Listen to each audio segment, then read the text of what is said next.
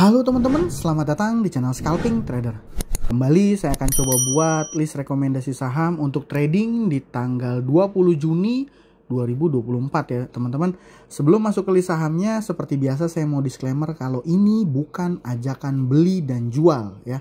Jadi saham yang saya rekomendasikan adalah saham yang analisa saya berdasarkan analisa saya menarik. Dan saya harap juga teman-teman bisa melakukan analisa ulang. Dan ingat ya teman-teman, keputusan beli dan jual itu ada di tangan teman-teman masing-masing. Dan mungkin bisa aja saham watchlistnya sama, tapi yang satu cuan, yang satu lagi loss. Dan ketika teman-teman loss, ya saya harap teman-teman paham bahwa kalau seandainya buy and sell itu semua kontrolnya ada di jempolnya, jarinya teman-teman masing-masing. Jadi ya saya harap teman-teman ya bertanggung jawab dengan trading masing-masing, karena saham yang saya rekomendasikan adalah saham yang punya volatilitas tinggi gitu ya.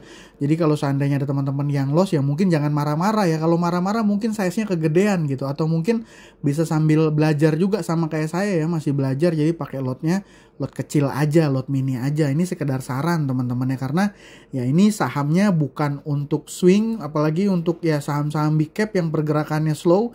Ini saham yang saya rekomendasikan biasanya agak beda ya. Itu buat teman-teman pahami supaya sama-sama enak ya teman-teman. Jadi di tanggal 20 Juni saya punya 4 saham yang terakhir ini salah ya. Ini sebenarnya saya punya ada 2 saham, nantilah saya bahas ya, nanti saya bahas yang jadi dari tanggal 20 saya punya ACST, KOKA dan juga BATR. 2 saham lainnya nanti saya bahas di belakang ya teman-teman.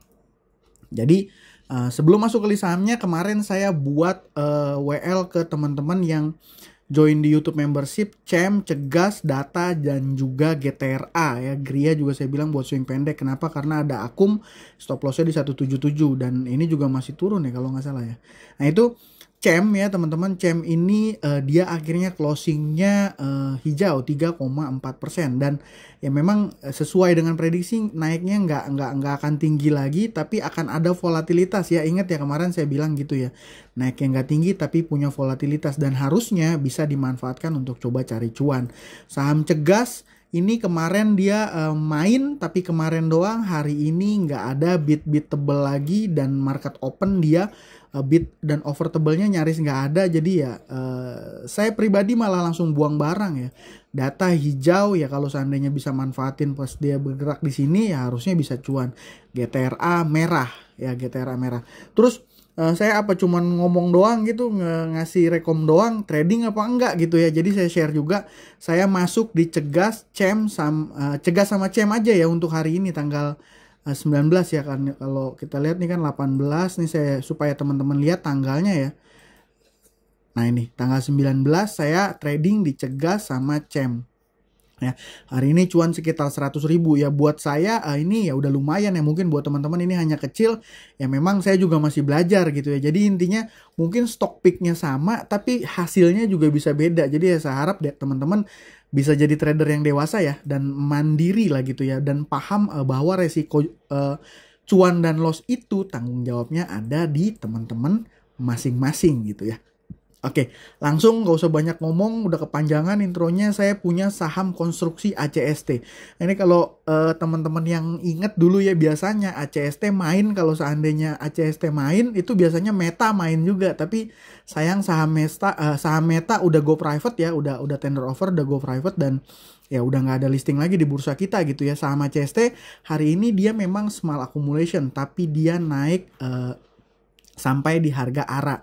Mostly kalau saham yang ada small accumulation atau minimal netral gitu ya di harga ARA, lock ARA, biasanya pagi-pagi itu suka ada volatilitas. Dan kalau teman-teman perhatiin saham ACST, kalau seandainya dia geraknya volatil dan bisa kita manfaatin ya harusnya bisa ya dapat cuan. Tapi bisa juga gimana skenarionya ya, bisa juga dia nggak langsung naik, atau justru malah nggak naik, atau malah ada yang guyur besok ya, bisa aja gitu ya skenarionya.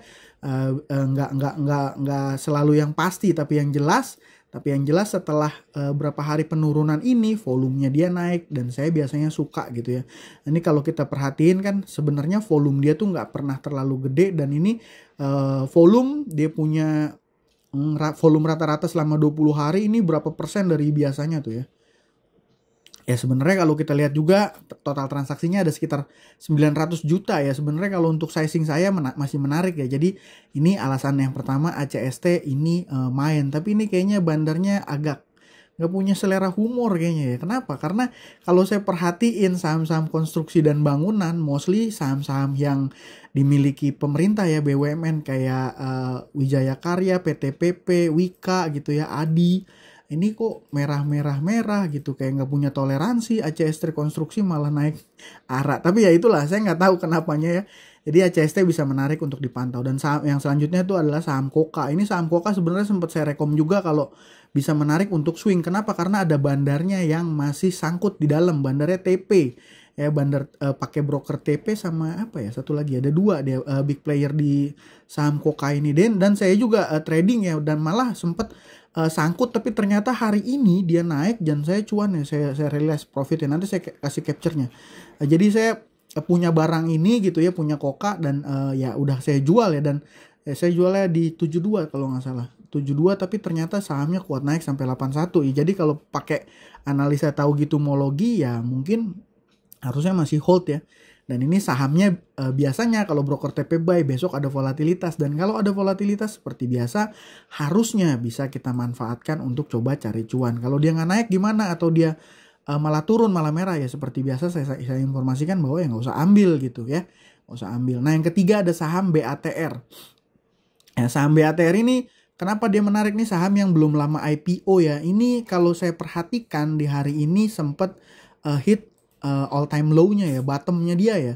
Dan di bottom-nya terus ada perlawanan dan dia naik. Walaupun hari ini tutupnya 5%, tapi ada transaksi. Dan kalau saya perhatikan broker CP yang main di sini ya, broker CP dia punya average 84. Nah ini kita lihat aja. Broker CP punya average 84. Jadi ya mungkin besok akan ada pembalikan arah. Asumsinya seperti itu. Dan saham ini kan ambrol naik kencang, dan dia ada di fraksi harga di bawah 100 ya, harganya 84. Let's say kalau teman-teman dapat 84 jual di 85 aja itu udah cuan teman-teman. Harusnya kalau 84 ke 85 itu udah 1% lebih ya, kalau biaya apa? Fee sekuritas sekitar 0,4 aja harusnya masih cuan. Satu tik ya teman-teman, satu tik. Makanya kalau seandainya bisa ada volatilitas dan manfaatin 2-3 tik di saham BATR ini, ya mantap banget ya. Terlebih juga kelebihannya saham BATR ini saham yang cukup lumayan liquid, 3,4 miliar transaksi hari ini. Ya teman-teman, seperti itu. Nah selanjutnya teman-teman, saya punya dua saham yang menurut saya punya karakteristik tidak volatil dan kurang cocok ya sebenarnya buat scalping. Tapi saham ini menurut saya ya teman-teman, menurut saya menarik ya. Yang pertama itu ada MPXL. Ya, MPXL data transaksi hari ini dia big accumulation, dan yang top buyer-nya MG. Ya, broker MG ini kalau kita perhatikan chartnya,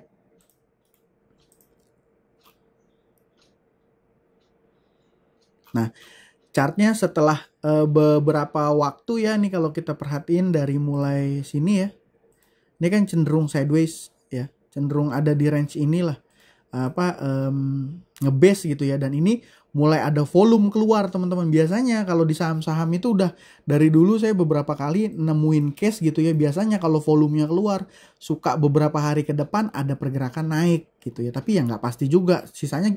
Terus planningnya gimana ya kalau dia bergerak di bawah, let's say teman-teman tinggal tentuin aja sendiri ya. Kalau saya mungkin di range 95 ya, mungkin 95 98 kalau yang takut gitu ya, ya itu bisa jadi limit stop lossnya gitu ya. Tapi ya kalau dilihat data transaksi ini oke, data transaksi hari ini oke. Dan kalau kita lihat chartnya ya harusnya dia akan breakout apa enggak nih. Kalau misalnya dia bisa breakout dari area sideways-nya dia dari mulai 16 Mei ya mungkin akan lanjut naik, tapi kita nggak tahu ya, saya juga nggak tahu.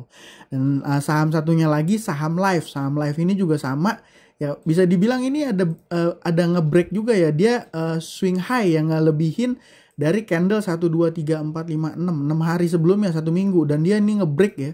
Biasanya saham seperti ini juga punya potensi masih akan melanjutkan kenaikan besok. Sebenarnya ini sudah pernah saya bikin ya plannya waktu itu pakai inventory analysis. Ya waktu itu sini jadi resist yang kalau seandainya di break ini menarik. Saya beli, tapi saya jualnya kecepatan. Nah jadi biasanya nih kan saham Life ini suka dia suka bikin banting-banting gitu ya. Jadi pas lagi di sini ada tail di bawah sini, saya hilang barang. Jadi cuman tipis doang, tapi ternyata dia kuat naik, dan bahkan ketika indeksnya merah dalam pun dia masih tetap strong ya saham Live ini. Jadi ya dua saham ini ya menurut saya bisa jadi teman-teman bisa jadi pantau juga ya, saham MPXL dan juga saham Live ya. Sisanya ya hanya itu teman-teman, ACST, KOKA, BATR ya. Tetap harus paham bahwa resiko trading itu ada di tangan teman-teman masing-masing ya.